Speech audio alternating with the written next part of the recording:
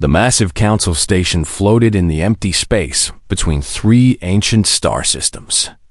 It was home to 3 million beings from hundreds of different species. Some had scales, some had fur, some were made of pure energy, and some looked like nothing any human had ever imagined. They'd lived together for 10 million years, trading, fighting, and slowly building what they called the Galactic Council. Ambassador Telos walked through the ancient archives with his 4 eyes scanning old records. He was a Viridian, a species that looked like tall insects with shiny green shells. His people were known for keeping records. They remembered everything. But today, he was looking for something that most species had forgotten. The file was buried deep in the oldest section of the archive. It was covered in digital dust, untouched for 3,000 years. Telos opened it with trembling claws.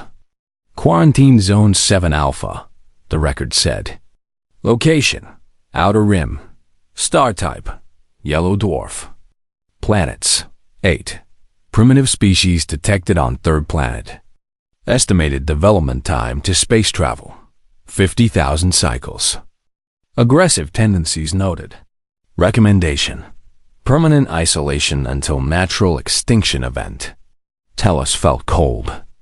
He remembered the stories his grandmother had told him when he was young. Stories about a small blue world at the edge of the galaxy. Stories about creatures that killed each other for resources, for land, for ideas.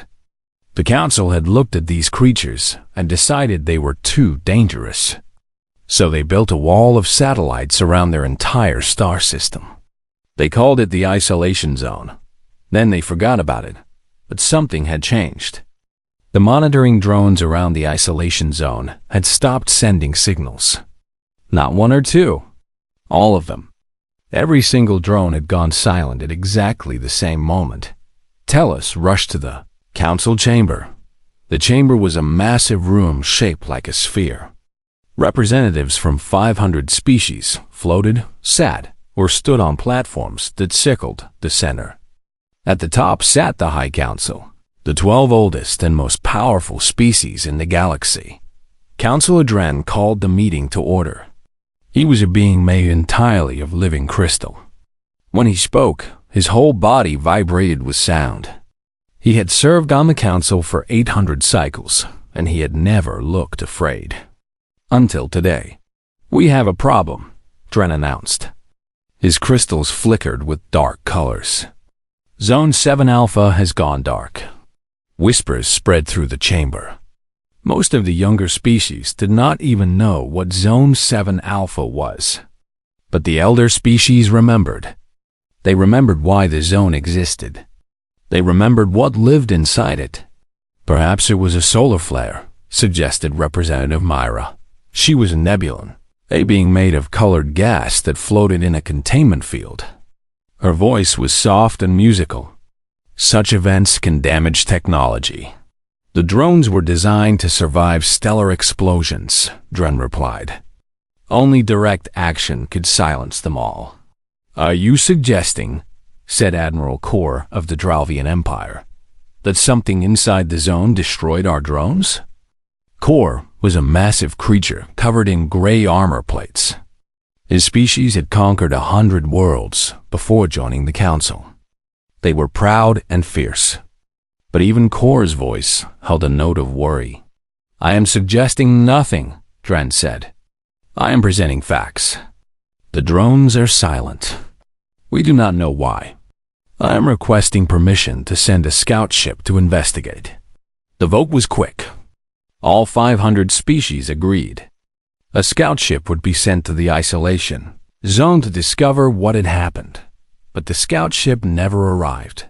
3 days later, the council station's long-range sensors detected something impossible. Ships were emerging from the isolation zone. Not 1 ship. Not 10 ships. 200 ships, moving in perfect formation, heading directly toward the council station.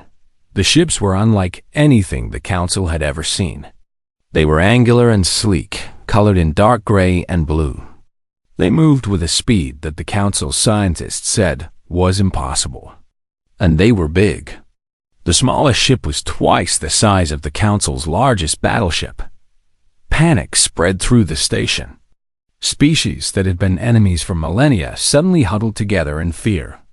The military council activated every defense system. Weapons that had not been fired in 1,000 years powered up and pointed toward the approaching fleet. Counselor Dren called for calm, but his crystal body was flickering with colors that his species showed only in moments of extreme fear. "We must not act rashly," he said. "We do not know their intentions." "Their intentions are clear," Admiral Kor growled. "They have broken our quarantine. They approach with a war fleet. They intend to destroy us. Then we must destroy them first," said another military leader. But before anyone could give the order to fire, a transmission came through. The Council's communication systems crackled with a signal that used technology they did not recognize. A voice spoke, translated into every language simultaneously.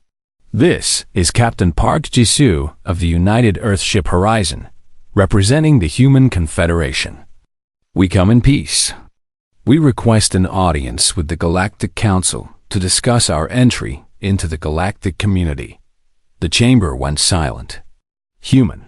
The word existed in the ancient records. It was the name of the species that lived in the isolation zone, the species that the Council had locked away 3,000 years ago. The species that was supposed to be dead. "You have been watching us for 3,000 years, the voice continued. "We thought it was time we introduced ourselves properly." The transmission ended. The 200 human ships stopped moving. They simply waited, floating in space like predators, watching their prey. Councilor Dren tried to process what was happening. The primitive species had not destroyed itself. It had not stayed trapped in its tiny solar system.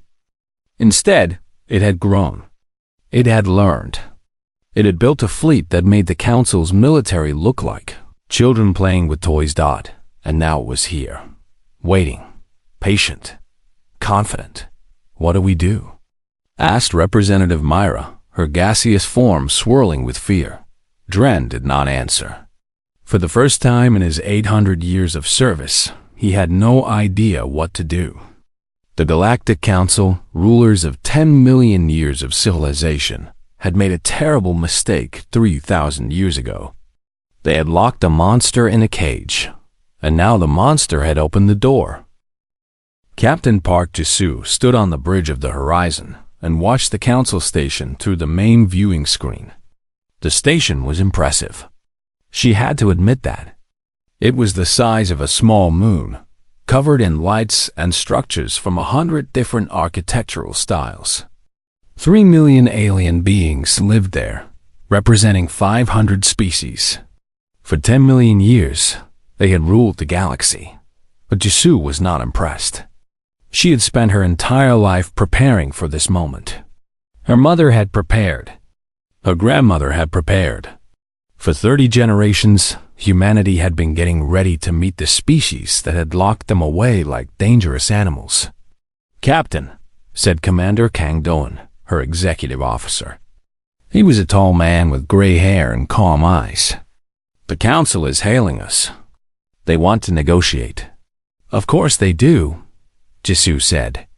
"Let them wait." She turned to look at her bridge crew. Lieutenant Yoon Hana was monitoring sensors. Lieutenant Commander Baek Yuna was managing communications. Chief Tactical Officer Shin Taeho stood ready at the weapons station. They were the best crew in the Human Confederation. They had trained their whole lives for this mission. "How many weapons are pointed at us?" Jisoo asked. Taeho checked his displays. 4,000, Captain. Plasma cannons, particle beams, missile batteries. Everything they have. And if they fire? Taeho smiled slightly. Our shields will hold for approximately 6 hours. Long enough for our fleet to destroy every defensive system on that station. Jisoo nodded. She already knew this, of course. Human intelligence had been studying the Council for centuries. They knew every weapon, every ship, every weakness. The council thought their technology was advanced. They had no idea how far behind they really were. "Open a channel to the council," Jisoo ordered. "Let's not keep them waiting any longer." On the council station, the chamber was in chaos. Species that had never agreed on anything were now arguing about what to do with the humans. Some wanted to attack immediately. Some wanted to negotiate. Some wanted to run away. Councillor Dren called for silence. "The humans are responding to our hail," he announced. "We will speak with them. We will learn what they want. Then we will decide what to do." The main viewing screen activated, and the council got its first look at a living human. Captain Park Jisoo appeared on the screen, sitting in a command chair surrounded by advanced technology. She was smaller than most council species expected. She had black hair, dark eyes, and a face that showed no fear whatsoever. "Greetings, Galactic Council," Jisoo said. Her voice was calm and polite. "I am Captain Park Jisoo of the Human Confederation. Thank you for taking the time to speak with us." Councillor Dren's crystal body flickered. "You have destroyed our monitoring drones. You have brought a war fleet to our station. You have violated the isolation protocol. These are acts of aggression." Jisoo tilted her head slightly. "With respect, Councillor, you locked my species in a cage 3,000 years ago. You expected us to kill ourselves. We simply chose a different path. The isolation was for the safety of the galaxy," Dren replied. "Your species was classified as too dangerous for contact. And yet here we are," Jisoo said. "Not attacking, not threatening, simply asking to talk. Does that seem dangerous to you?" Dren did not answer. The truth was, the humans were being perfectly polite.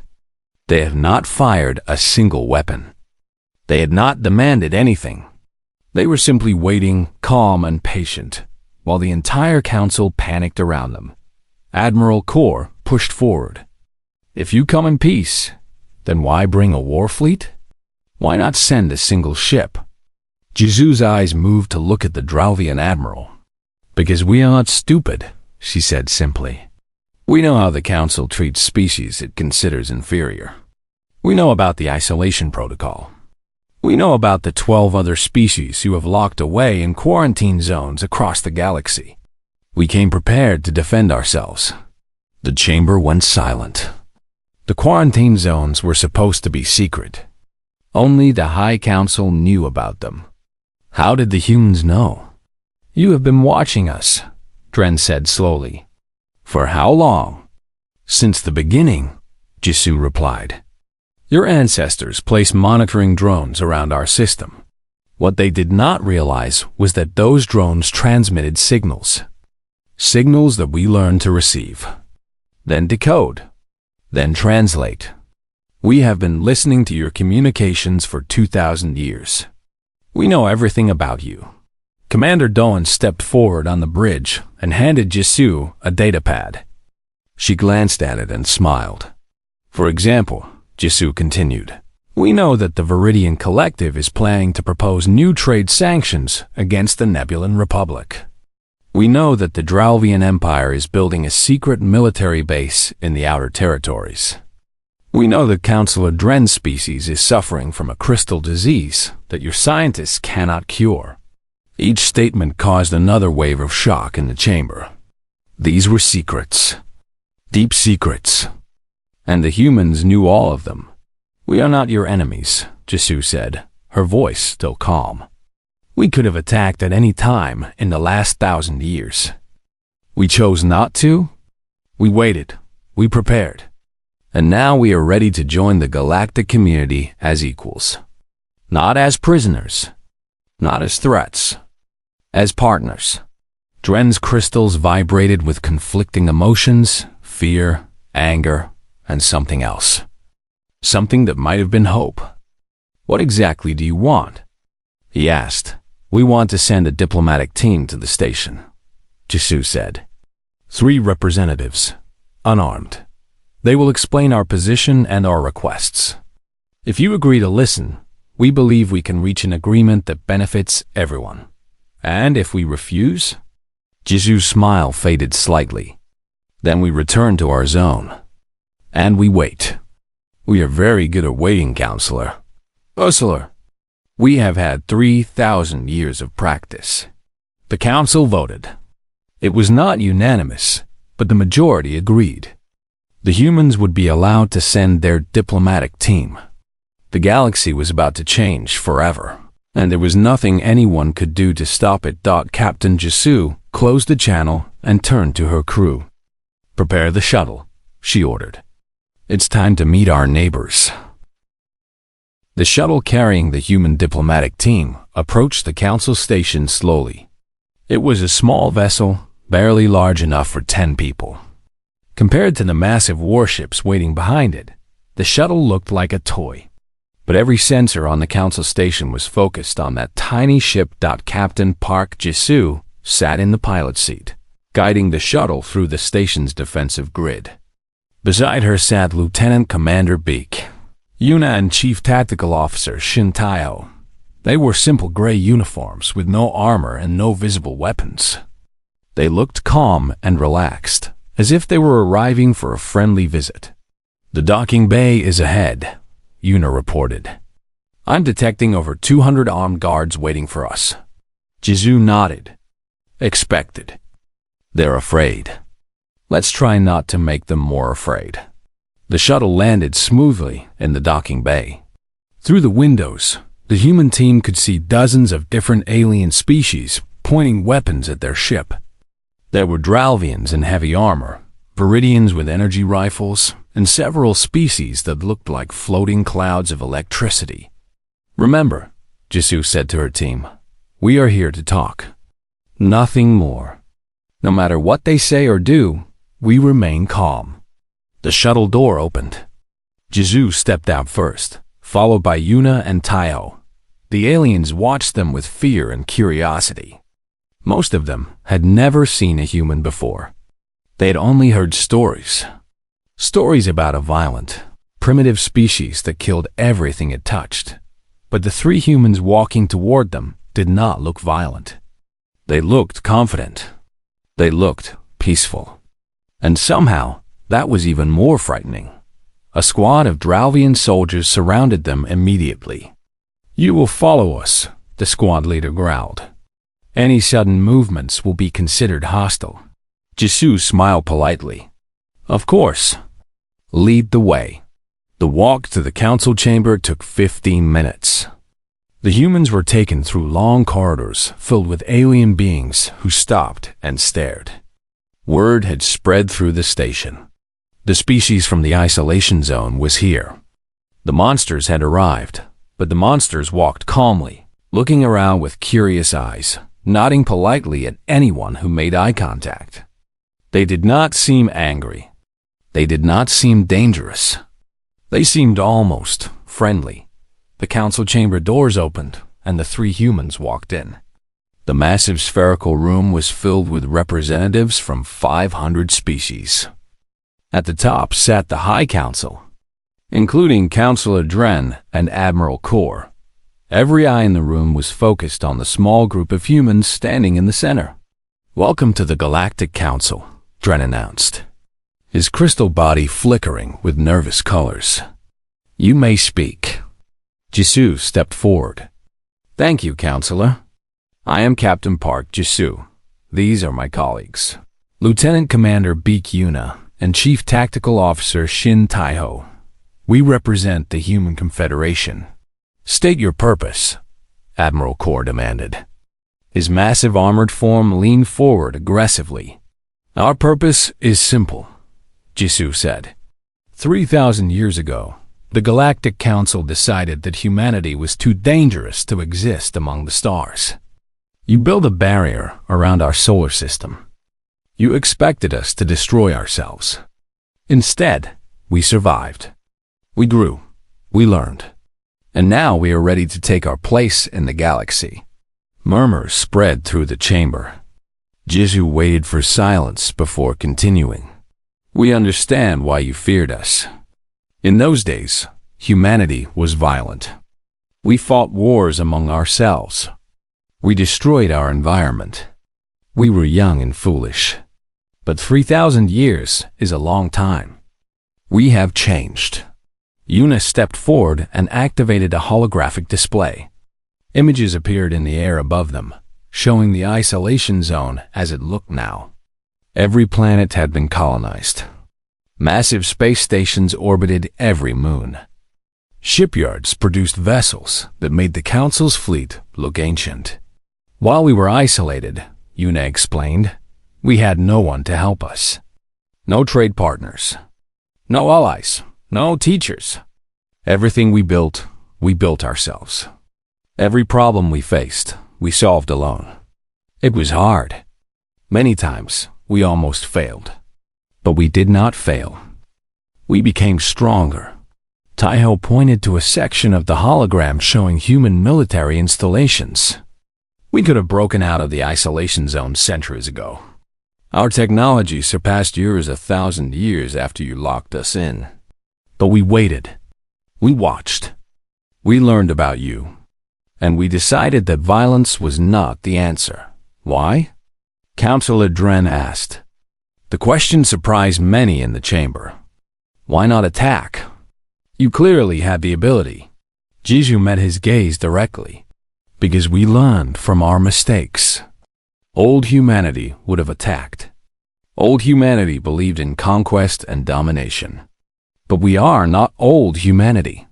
We spent 3,000 years locked in a cage, and we used that time to become better. We learned that cooperation creates more than conflict. We learned that building is better than destroying. We learned that the species that locked us away were not evil. They were afraid. And fear is something we understand. The chamber was silent. This was not what anyone had expected. They had expected threats. They had expected demands. They had expected the monsters to act like monsters. You speak of peace, Admiral Kor said suspiciously. But you bring warships. Would you have listened if we came alone? Jisoo asked. Would you have opened your door to a single ship from the isolation zone? Or would you have destroyed it and pretended nothing happened? Kor did not answer. They all knew what would have happened. We bring strength because strength commands attention, Jisoo continued. But strength is not our purpose. Our purpose is to show you that humanity has grown beyond what you expected. We are not the violent primitives your ancestors feared. We are survivors. We are builders. We are ready to be your partners. She paused and looked around the chamber, meeting the eyes of hundreds of different species. You have a choice, she said. You can accept us as equals and gain a powerful ally. Or you can reject us and watch us grow even stronger in isolation. But you cannot destroy us. You cannot ignore us. Humanity is here. And we are not going away. The council chamber erupted in noise as hundreds of species began arguing among themselves. But Councillor Dren remained silent, his crystal body glowing with deep, thoughtful colors. For the first time in 3,000 years, he wondered if the council had made a terrible mistake. Not by creating the isolation zone, but by creating the species that had escaped it. The negotiations began 3 days after the first meeting. The Galactic Council had spent those 3 days arguing, fighting, and panicking. Some species wanted to accept the humans immediately. Others wanted to attack while they still could. A few suggested running away and hiding on the other side of the galaxy. In the end, they chose to negotiate. It was the only real option.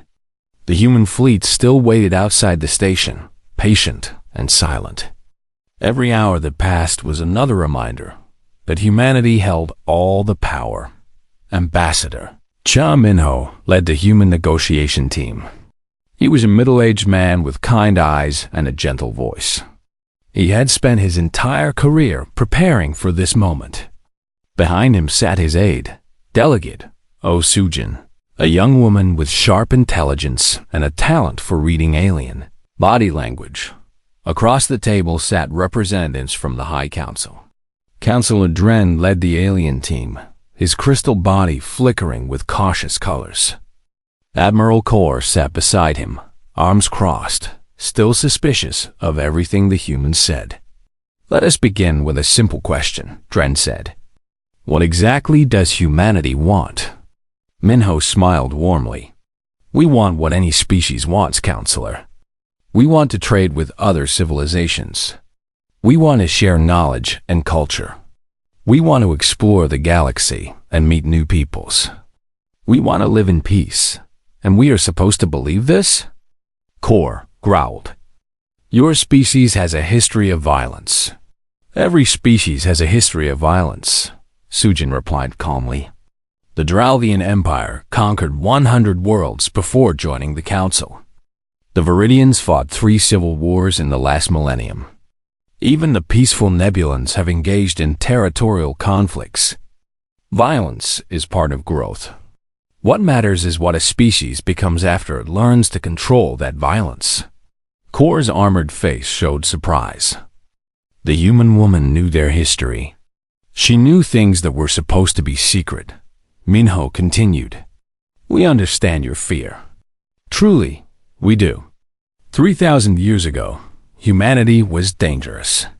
If your ancestors had allowed us to enter the galaxy at that time, we might have caused terrible damage. The isolation, though painful, may have been necessary." "You admit this?" Dren asked, surprised. "We admit the truth," Minho said. "But the truth also includes what happened next. You locked us away and forgot about us. You expected us to destroy ourselves. Instead, we united. We built. We grew. The isolation that was meant to be our prison became our training ground." Sujin activated a data display. "Here are the facts, counselors. The Human Confederation currently controls 47 star systems within the isolation zone. Our population is 12 billion. Our military consists of over 5,000 vessels, each one more advanced than anything in the Council fleet. Our economy produces more resources annually than the top 10 Council species combined. The numbers hung in the air, impossible to ignore. The humans had not just survived. They had thrived. What we are offering," Minho said, "is partnership. Full membership in the Galactic Council. Equal voting rights. Open trade agreements. Scientific and cultural exchange. Everything that any member species receives." "And what do you offer in return?" Dren asked. "Everything we have," Minho replied. "Our technology, our resources, our knowledge. We have developed advances in medicine, engineering, and agriculture that could benefit every species in the galaxy. We are willing to share all of it." The Council representatives looked at each other. This was not what they had expected. They had expected demands and threats. Instead, they were being offered gifts. "There must be a cost," Kor said suspiciously. "Nothing is free." Minho's smile faded slightly. "You are correct, Admiral. There is a cost. We want recognition. We want the Council to formally acknowledge that the isolation was wrong. Not as an apology, but as a statement of fact. We want future generations to know what happened and to learn from it. That is all?" Dren asked. "That is all we require," Minho confirmed. "We do not seek revenge. The species that made the decision to isolate us are long dead. We do not believe in punishing children for the sins of their ancestors. We simply want the truth to be known." Sujin leaned forward. "However, Ambassador Minho is being polite. Let me be direct. We are offering you partnership because we believe it is the best path forward. But we are not begging. If the Council refuses our offer, we will return to the isolation zone. We will continue to grow. We will continue to advance. And in another 1,000 years, we will return. Is that a threat?" Core demanded. It is a prediction, Sujin replied calmly. Right now, the Human Confederation is roughly equal in power to the entire Galactic Council combined. That balance will not last forever. Our population is growing faster than yours. Our technology is advancing faster than yours. If we wait another 1,000 years, there will be no negotiation. There will simply be succession. We will become the dominant power in the galaxy, whether the Council agrees or not. The chamber fell silent. The humans were not threatening war. They were offering something more unsettling. They were offering a choice between partnership now or irrelevance later. Minho spread his hands peacefully. We would prefer to work together. We have spent 3,000 years alone. We are tired of isolation. We want to know other species. We want to learn from you and teach you. We want to build a better galaxy together. But we will not beg for acceptance. We know our worth. The question is whether you do. Councillor Dren's crystal body glowed with complex emotions. He had lived for 800 years. He had seen empires rise and fall. He had witnessed species destroy themselves and others grow to greatness. But he had never seen anything like this.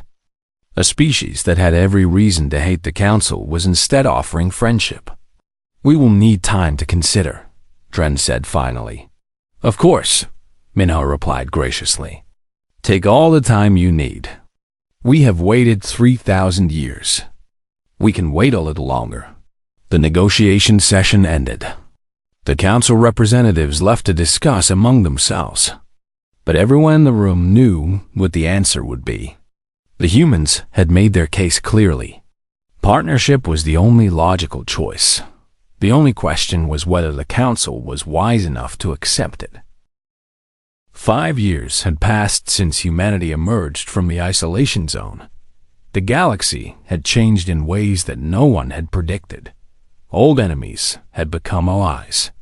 Ancient problems had been solved. And the species that had been locked away as dangerous. Monsters had become the most trusted partners in the galaxy. Fleet Admiral Park Jisoo stood on the bridge of the New Dawn, the first joint human-alien starship ever built. The vessel was massive, combining human efficiency with alien creativity. 12 species had worked together to build it. It represented everything that the new galactic order stood for. Beside Jisoo stood former Councillor Dren. His crystal body now contained human neural link technology, allowing him to communicate directly with the ship's systems. He had volunteered for the procedure, the first alien to accept human technology into his body. It had changed him, made him faster, smarter, more connected to the universe around him. The integration is complete, Dren said, his crystals glowing with satisfied colors. I never imagined technology could feel like this. Neither did we, Jisoo admitted. We developed neural links to help our disabled citizens. We never thought aliens would want them. Your people turn every challenge into an opportunity, Dren observed. It is both inspiring and terrifying. Jisoo smiled. We prefer to think of it as practical. Communications Officer Moon Haijin looked up from her station. Admiral, the Outer Rim colonies are reporting successful integration. The former isolation zone is officially open for settlement. The news brought a wave of emotion to the bridge. The isolation zone, humanity's prison for 3,000 years, was now the most desirable region in the galaxy. Alien settlers were flooding in, attracted by the advanced infrastructure and abundant resources. Human cities were becoming multicultural, centers where dozens of species lived side by side. It's strange, said Chief Medical Officer Wang Mai-Rei, joining the group. We spent so long preparing for war. I never imagined we would become this. Become what? Jisoo asked. Builders, Mai-Rei said simply.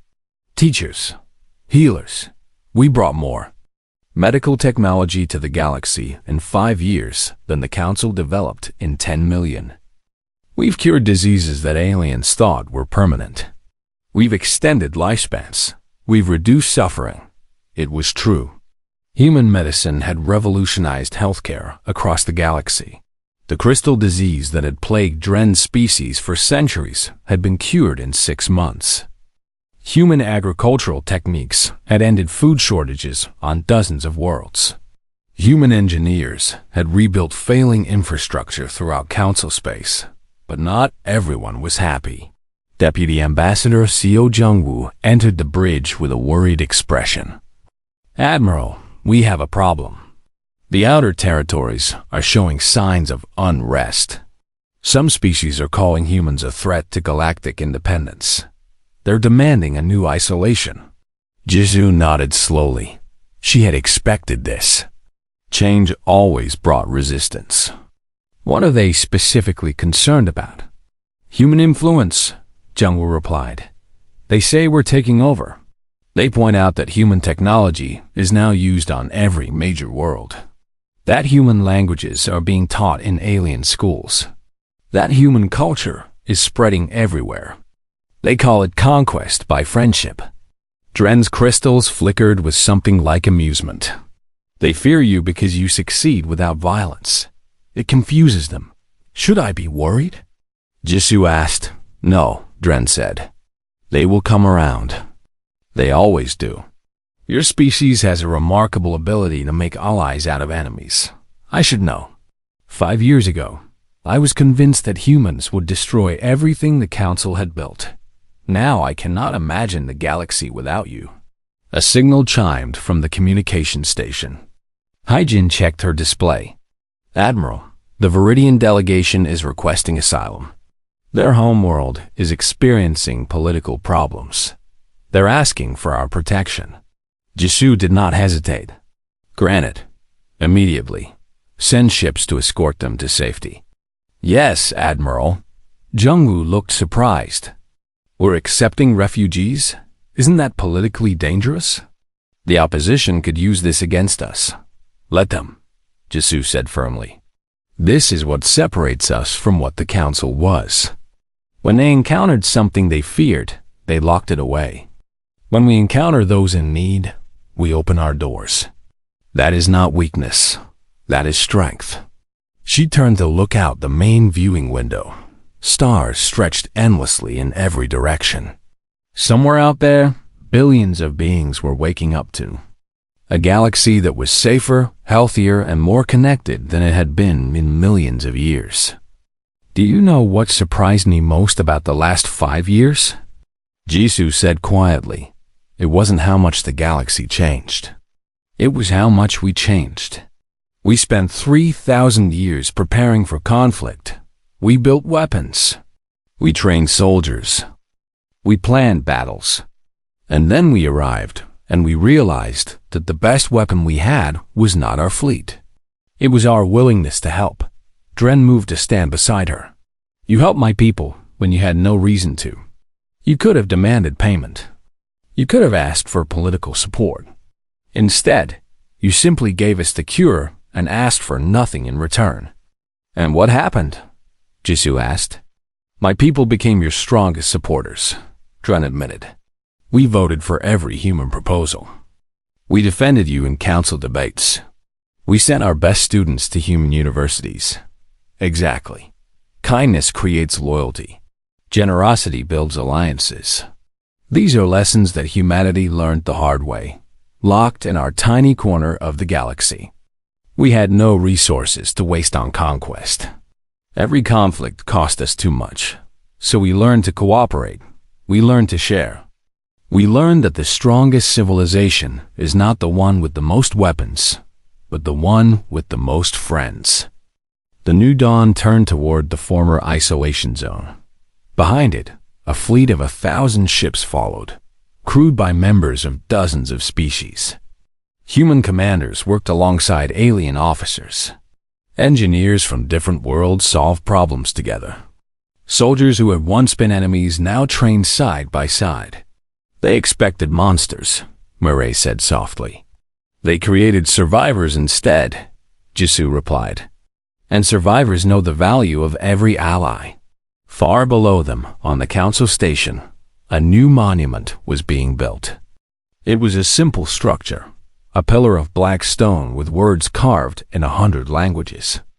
The words had been chosen by Ambassador Shah Minho as a reminder of where humanity had come from and where it was going.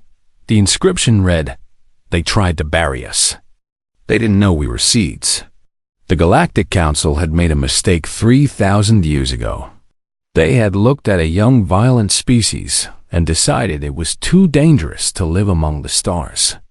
They had locked that species away and forgotten about it, confident that it would destroy itself. Instead, humanity had grown.